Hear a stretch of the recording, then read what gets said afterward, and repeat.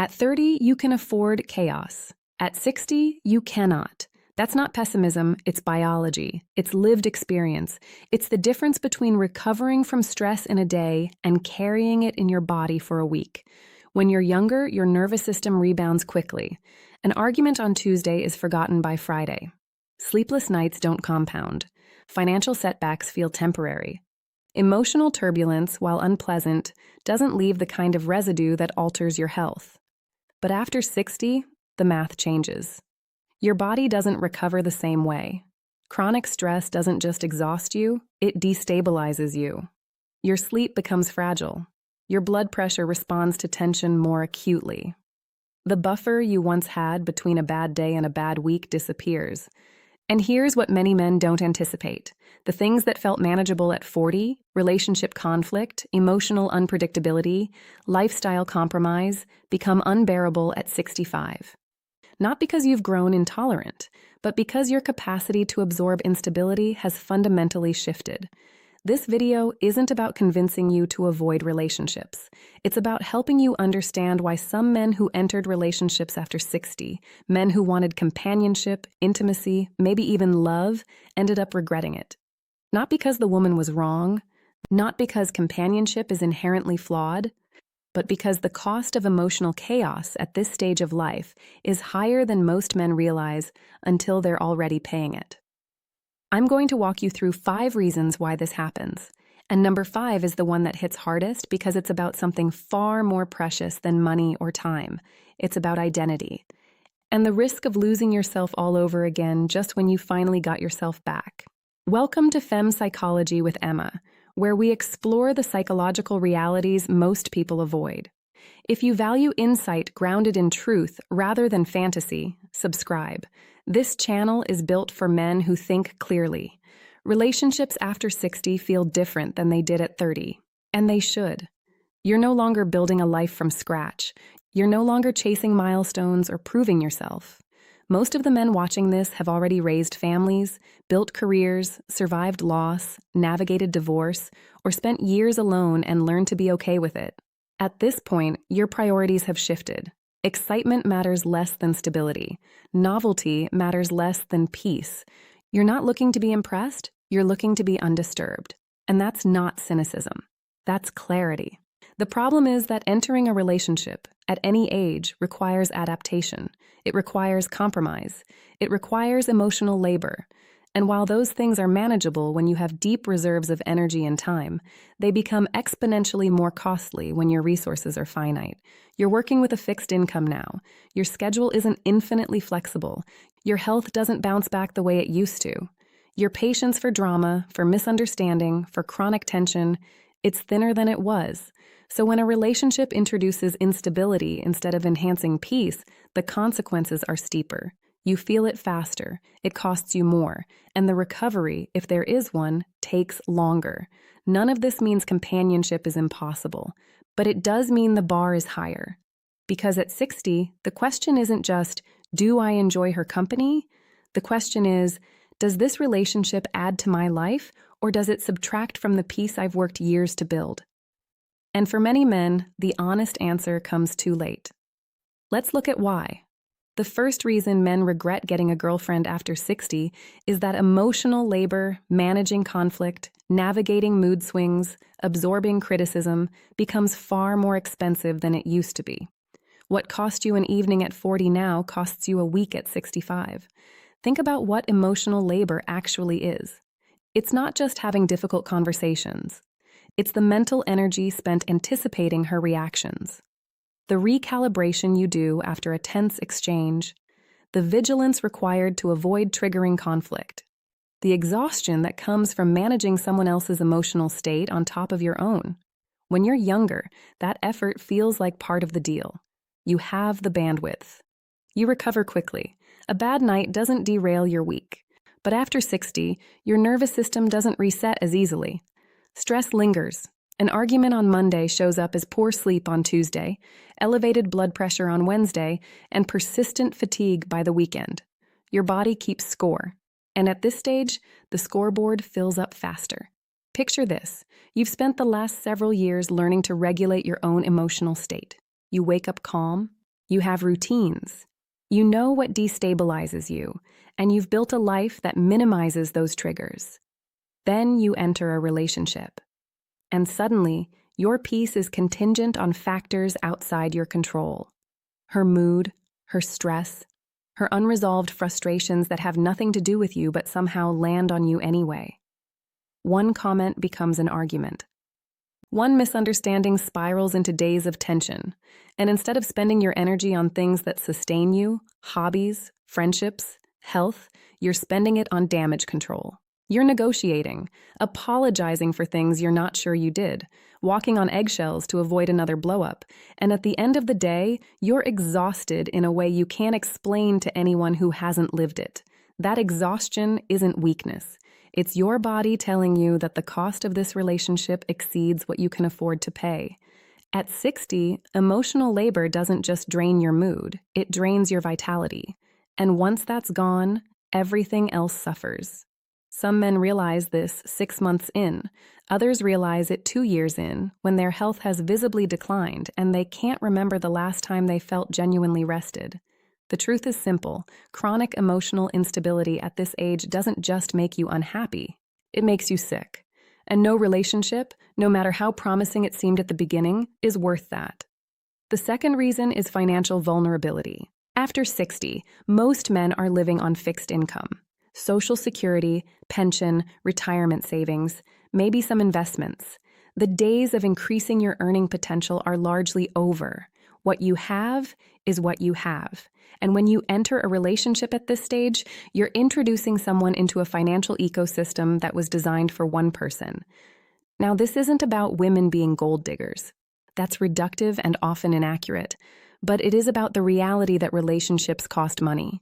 Dinners, travel, shared expenses, lifestyle adjustments. And sometimes, especially after cohabitation or marriage, legal and financial entanglements that carry serious risk. Let me be direct. If you've spent the last decade building financial stability after a divorce, after career changes, after the expense of raising children, you're protective of what you've built. And you should be. But relationships can erode that stability quietly. Not always through malice, sometimes just through expectation creep. She suggests a trip. You pay, she needs help with something. You cover it. Her financial habits don't align with yours, but you don't want to seem cheap or controlling, so you adjust. And over time, the financial picture you worked years to stabilize starts to shift. Not dramatically, just incrementally. Until one day you realize you're spending more than you planned, committing to expenses you didn't anticipate, and your margin for error has disappeared. Here's the deeper risk: legal exposure. If the relationship becomes serious, cohabitation, common law implications, marriage, you're potentially exposing assets you've protected for years. And if things go south, the financial consequences can be devastating. Divorce after 60 is not like divorce at 40. You don't have 20 years to rebuild. You don't have earning potential to recover losses. What you lose now, you lose permanently. And for men who've already been through one financially destructive divorce, the idea of risking it again feels unbearable. So some men enter relationships hoping for companionship and end up in situations where their financial security, something they fought hard to achieve, is suddenly vulnerable again. That's not paranoia. That's pattern recognition. And while not every relationship leads to financial harm, the risk is real enough that many men, looking back, wish they'd protected their peace and their resources more carefully. Because at 65, you don't get a do-over. The third reason men regret getting a girlfriend after 60 is the loss of personal freedom. For many men, the years leading up to 60 were defined by obligation. Careers, mortgages, raising children, marriage, responsibility stacked on responsibility. And then, finally, whether through retirement, divorce, or the empty nest, you arrive at a stage of life where your time is your own. You eat when you want. You travel where you want. You watch what you want. You wake up without an agenda dictated by someone else's needs. For the first time in decades, you have autonomy. And that autonomy feels like oxygen. But then you enter a relationship. And slowly that freedom begins to erode, not always through demands, sometimes just through expectation. She wants to see you more often. She has opinions about how you spend your time. She doesn't understand why you need entire weekends to yourself. She suggests plans that require you to adjust your routine. And because you care about her, because you don't want to seem selfish, you adjust. You start coordinating your schedule with hers. You check in before making plans. You compromise on how you spend your Saturdays. You stop doing certain things because they don't fit into the relationship dynamic. And one day you realize you're no longer living your life. You're negotiating it. Let me give you the scene. You've always gone fishing on Sunday mornings. It's your ritual, your reset. But now she wants to do brunch, or she's upset that you're always gone, so you skip it once, then twice, then it becomes a pattern, and the thing that used to ground you, that simple, solitary routine, is gone. Not because she forbade it, but because maintaining it created tension, and avoiding tension felt easier than defending your need for space.